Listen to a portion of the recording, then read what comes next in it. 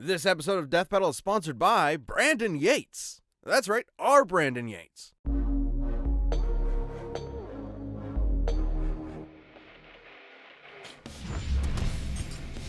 The Chosen Undead, the accursed god killer from Dark Souls. The last Dragonborn, the dragon-slaying savior of Skyrim. Resigned to captivity, these two demi-human heroes embraced their destinies and stared down the very gods themselves. And devoured their friggin' souls! Because these two lack specific canon arsenals and movesets due to being role-playing protagonists, for this death battle we're giving them everything they have and maxing out all of their stats. Which is totally possible in-game if you're willing to grind. He's Wiz and I'm Boomstick. And it's our job to analyze their weapons, armor, and skills to find out who would win a death battle. Our story begins at the end. The great cities of old have collapsed. The heroes are dead or mad, and the Golden Age is over. Looking out upon their decaying kingdom, everyone would like nothing more than to lay down and die. Too bad for them. That's the one thing they couldn't do. The world has been gripped by the undead curse, turning anyone with a mysterious dark sign into mindless, violent hollows upon repeated soul-crushing deaths. But there is a prophecy of a chosen undead who will journey to Lordran, the home of the gods, and save the world. Rotting away in an asylum, all it took was an assist from an unlucky knight and a giant raven before one unlikely hero was ready to claw their way through their progenitor's forgotten homeland. And it helps that as long as they can keep their sense of purpose, an undead will always resurrect at the nearest bonfire. Now, they might slowly lose their memories, their personality, and their sanity, but the curse gives them as much time as they need to get good. Undead are unnaturally resilient, able to survive being impaled through the chest. They've been chewed, eaten, and digested by what I can only describe as a toilet demon. And they can have their souls torn from their very body, because undead humans don't need their souls to survive. Just pop some of that spicy Sunny D and they're good to go. If anything, it seems like they get off to it. And speaking of souls, they can absorb the souls of their fallen enemies to increase their power. They're a master with swords, hammers, spears, axes, bows, you name it. And that's without any formal training. With the right stats and setup, they can be anything from a cartwheeling assassin to a dragon-smashing tank. To the giantest of dads! And despite the serious gothic themes of the series, these weapons can get anime as hell. Smo's Great Hammer is a ginormous mallet the size of a sedan. Based on its size and likely bronze composition, it'd have to weigh over 100 tons. A lot like Goff's Great Bow, which can shoot pillar-sized arrows and one-shot dragons out of the sky. Or my favorite, the Moonlight Great Sword, produced from the ass of the albino dragon and founder of sorcery, Seath the Scaleless. This baby's a universe-hopping anomaly that can fire powerful sword beams and just looks so cool! The Chosen Undead has learned magic from the greatest practitioners in the world. They can create shockwaves, form defensive barriers, reflect damage, throw balls of flame, control mines, fire magical crystal spears, turn invisible, and toss bolts of sunlight strong enough to peel the stone scales off of mortal dragons. So their pool of magic is pretty limited. So if it comes down to it, they can shut off all magic in the vicinity with the miracle Vow of Silence, preventing anyone from speaking any spells aloud, including themselves. With this incredible arsenal and judicious attention paid to the stamina bar, the Chosen Undead was rolling their way to victory. A roll so powerful it bends the laws of space and warps them through attacks like they weren't even there. Though sometimes it doesn't work and it's bullshit. That's just a game mechanic, but great to use when you're panicking. They've defeated Nido, the god of death, the bed of chaos, the mother of all demonkind, and Calamite, the strongest surviving ancient dragon. That was when the Chosen Undead was dragged back in time to face the fallen knight Artorias, the greatest warrior in history. And not only defeat him, but accomplish the greatest feat attributed to Artorias' legend, the destruction of Manus, the father of the abyss that threatened to consume the world. They've even beaten other Chosen Undead from alternate worlds, like the best buddy in all gaming, Solaire. Praise the sun, bro! And soon they were approached by these two slithery freaks. One said to link the fire, and the other said to let it die out, which totally makes sense. Wiz can explain it. Don't look at me. Dark Souls lore is as notoriously convoluted as the flow of its time stream, which is why we have a true expert in the realms of nerdom to explain it for us. Oh, Jocelyn. You wouldn't believe how many item descriptions, forum posts, and moody 2013 lore videos I had to watch through for this. It's story time, kids. In the beginning, the world was unformed and static. Then suddenly, the first flame burst to life, and with it, the concepts of heat and cold, life and death, energy and time, light and dark. Sounds like a mythological Big Bang. The gods were granted immensely powerful souls from the first flame, but their greatest fear was the soul possessed collectively by the race known as humanity, the Dark Soul. The Skyfather Gwyn feared humanity's immortality, and so sealed their dark souls within them. But as humanity reproduced, the Dark Soul collectively grew and the first flame waned. Turns out humans were naturally undying, or according to the gods' propaganda, undead. Gasp! It's all a conspiracy. The undead curse was a lie! Linking the fire means using your very soul as fuel to keep the first flame burning. If an undead champion believes their immortality is a curse, they'll do anything to prevent it, including burning fragments of the Dark Soul to keep the Age of the Gods going. So you're a pawn in a game played by decrepit gods desperately clinging to power. Well, that's a huge bummer. They might look like a depressed California raisin, but in order to link the flame, their soul needs to be strong enough to maintain the whole universe and the flow of time for another 1,000 years. Other similarly powerful undead across time are swift enough to dodge lightning and even light itself. Based on their dodge compared to this beam and the time it took to reach them, they'd be reacting and moving at over 20% the speed of light. At the end of their quest, they faced down and defeated Gwyn, the Lord of Cinder, long hollowed from linking the flame 1,000 years ago. So, which will you choose? Link the fire and prolong the current age, or let it fade until only dark remains? This is the biggest bummer of them all. Truth is, it never mattered. The cycle just continues age after age, with new heroes replacing the old ones, until the chosen undead was long forgotten. Until the infinite march of time ground the world to ash. It was never about the happy ending. It didn't exist. It was about the struggle to get there. That's ultimately what gives us meaning. This episode of Death Battle is sponsored by Brandon. That's right, Boomstick. Dive into the thrilling world of versus music with Brandon Yates as he brings hypothetical matchups to life through his commissioned compositions. Brandon is one of the composers behind Death Battle, bringing us the incredible, show-stopping songs you know and love. Seriously, we love this guy. Hollow Dreams, Princes of Pride, Hedge of Tomorrow, and some of our all-time greats. In fact, he composed the track for this very episode. We'd love it if you supported Brandon's work and enjoyed more of his music by subscribing to his channel and following him on Spotify. Ever had a matchup you just want to see on the show and you just wish you had the music track for it? Well, fans of Death Battle have been loving Brandon's music for years, all commissioned by fans like you. We're talking hundreds of commissioned songs, all for hypothetical episodes of Death Battle. Everything from hard rock to jazzy to electronic to orchestral choirs. And because Brandon is literally one of the main composers of this show, every track he makes sounds straight out of Death Battle itself. Love the music from Death Battle? Then don't wait. Subscribe to Brandon Yates' YouTube and follow him on Spotify right away. Hey, you! You're finally awake! Welcome to the frosty Viking paradise of Skyrim. Visit the quaint Nordic villages. Hike up to the throat of the world. Marvel at the beauty of Blackreach. Hey, what's that in the sky? Why, it's Macho Man Randy Savage! No, it's Thomas the Tank Engine! No, that is a dragon. But not just any mere drake. This is Alduin, the World Eater. And he's come to burn everything to a cinder. But fortunately for you, his path of destruction happened to interrupt your impending execution at the hands of those uppity Imperial pigs. That'll be the worst mistake this Staley monster would ever make. It wouldn't be long before you escaped the destruction of Helgen and defeated a dragon yourself. Then absorbed its freaking soul? That could only mean one thing.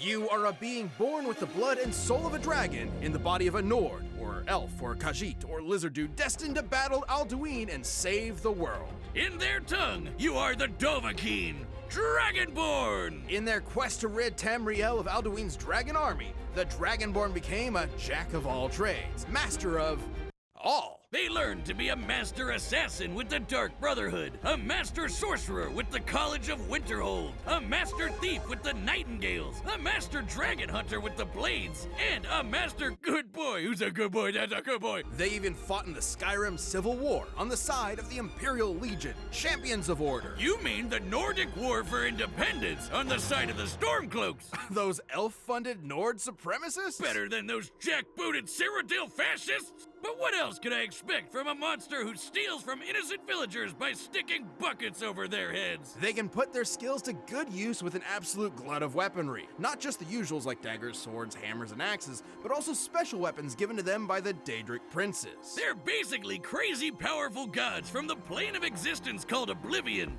From that wascally wabbit Sheogorath, the Dragonborn received the Wabbajack, a staff that casts a completely random spell on its target, from disintegrating them to healing them to turning them into a chicken.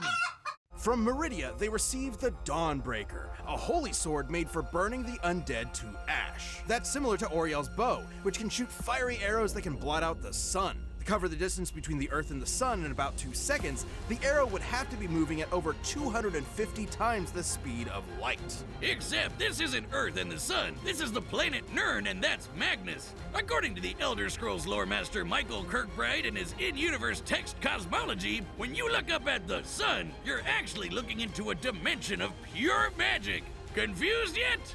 I am. Exact measurements here are difficult to make, but if anything, the distance should be much greater. Speaking of magic bullshit, the Dragonborn can heal themselves, cast wards and destructive elemental spells, control minds, conjure weapons, and summon lesser Daedra to help them out in a scrap. They're an especially powerful mage because their mana recovers itself automatically over time. They'll never truly run out of firepower. But as a Dovahkiin, the ability they're most famous for is the Thum, or Shout. By speaking the words of the dragon language, they can manifest their will into reality. Like with the classic Fus Ro Dah, an unrelenting force which can knock your neighbors into next week, or Soul Tear, which removes the soul from your enemy's body and stores it in a cute gem, like so. Riva Soul! Wait, why didn't anything? Oh. Student loans, man. Something had to cover the down payment. With these shouts, the Dragonborn can summon country-spanning storms, slow down time, and even call upon a dragon for help, Odahviing.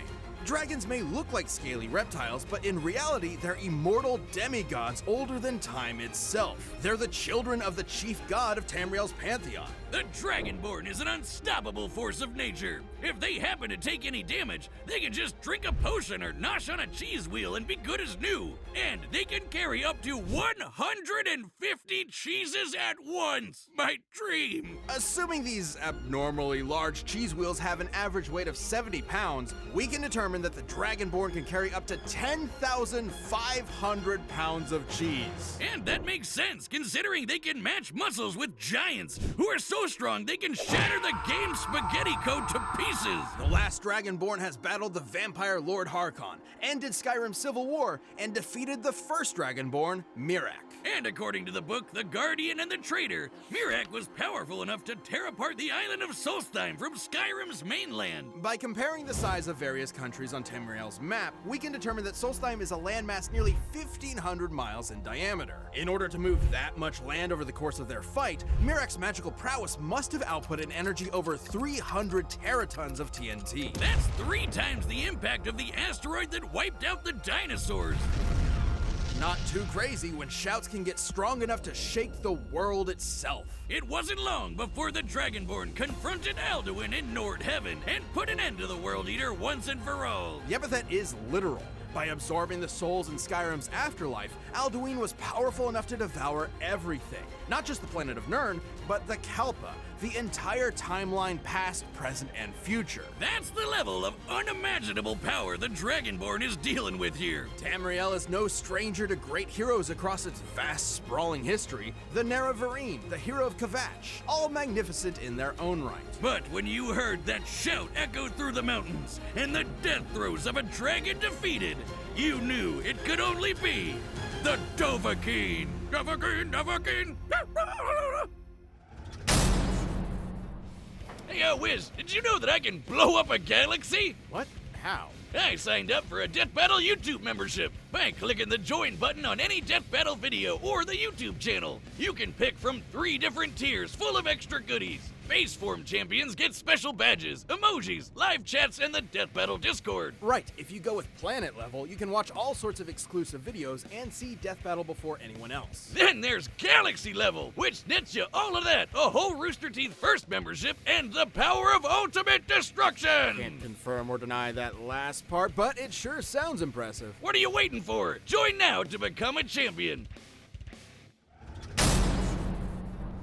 All right, the combatants are set. We've run the data through all possibilities. It's time for a death battle!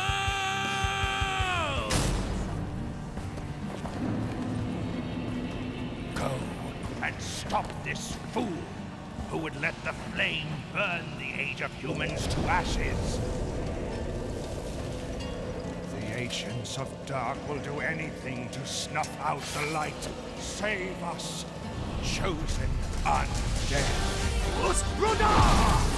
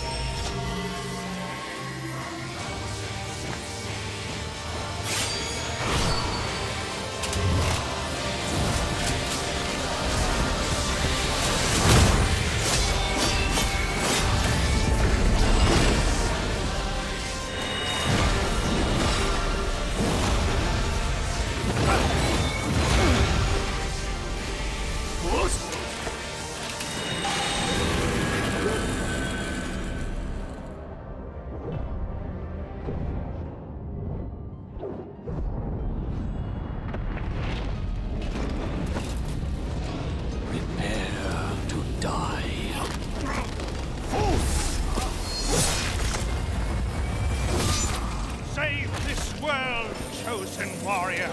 Blink the fire!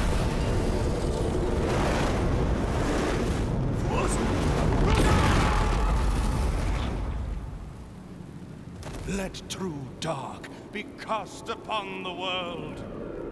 Our Lord hath returned.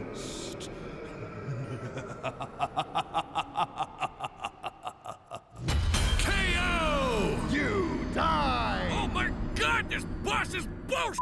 This debate was fascinating. The Dragonborn had a wider variety of training, better access to summons, and magic that passively regenerated, as opposed to the Chosen Undead's limited pool of magic. Vow of Silence was a slick counter to the Dragonborn's magic and shouts, but it wouldn't last forever. The Dragonborn was significantly faster, too. The Chosen Undead could dodge beams of light, sure, but Oriel's bow could fire arrows that move at least 250 times that. But none of that mattered if the Chosen Undead couldn't stay dead. You'd think the Dragonborn's anti-undead weaponry like Dawnbreaker would be an easy solution, but the undead of Dark Souls aren't really the same as Draugr from Skyrim. Skyrim undead are more like those classic reanimated skeletons. But remember the conspiracy. Humans in Dark Souls are naturally immortal. They're not actually undead. Soul Tear wouldn't have been much use either, considering humans in Dark Souls can have their souls removed without dying. So why didn't the Chosen Undead just keep coming back until they eventually won?